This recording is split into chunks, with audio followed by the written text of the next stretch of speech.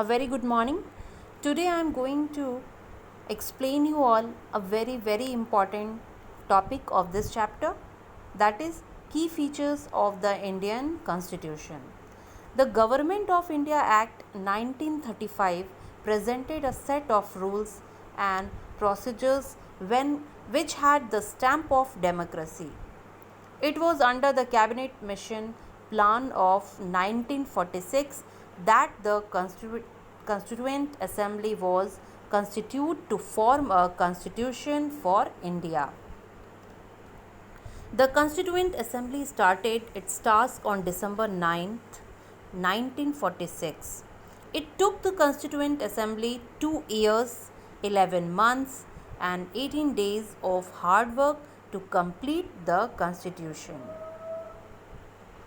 It took such a long time because of several reasons. First, the country was made up of several communities speaking different languages, following different religions, and having distinct cultures. Meanwhile, India was partitioned and Pakistan came into being on 14th August 1947. Some of the princely states had yet not decided whether to remain with India or merge with Pakistan. There were communal rights in the wake of partition. Therefore, the most important task before the Constituent Assembly was to maintain the unity and integrity of India. The linguistic cultural means different language, culture, and regional diversities also had to be given due respect and proper accommodation. Moreover, great social and economic inequality prevailed in India, with the majority of people being literate and living in stark poverty. The members of the Constituent Assembly grappled with these problems and concerns under the leadership of Jawaharlal Nehru, Sardar Vallabhbhai Patel, Dr. Rajendra Prasad, and Maulana Azad. Now, let us know about the key features of Indian Constitution one by one. The most important key feature of the Indian Constitution was federalism. What is federalism? A political system in which powers to govern are divided between the center and the state is called federalism.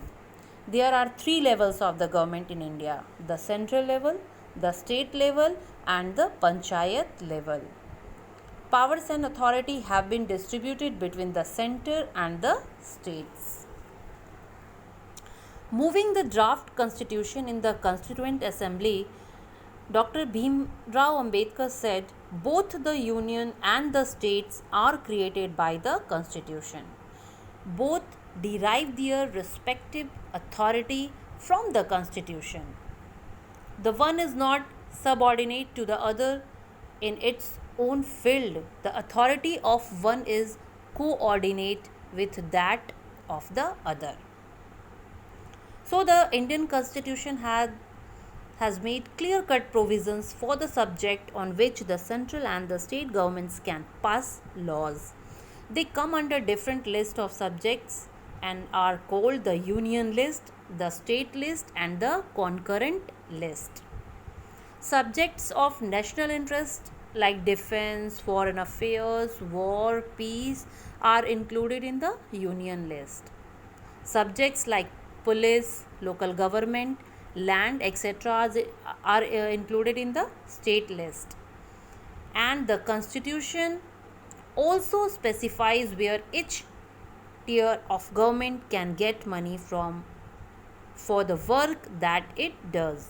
Provisions have also been made in the constitution for giving assistance to states in the form of grants and loans. A resident of a particular state has to follow laws and policies made by the state government as well as those made by the center. So that is the very important key feature of the Indian constitution is federalism.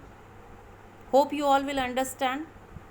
Before starting the next key feature of the Indian constitution, that is parliamentary form of government, let us know about Dr. B.R. Ambedkar.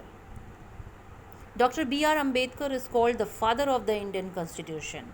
He was the chairman of the Constitution Drafting Committee.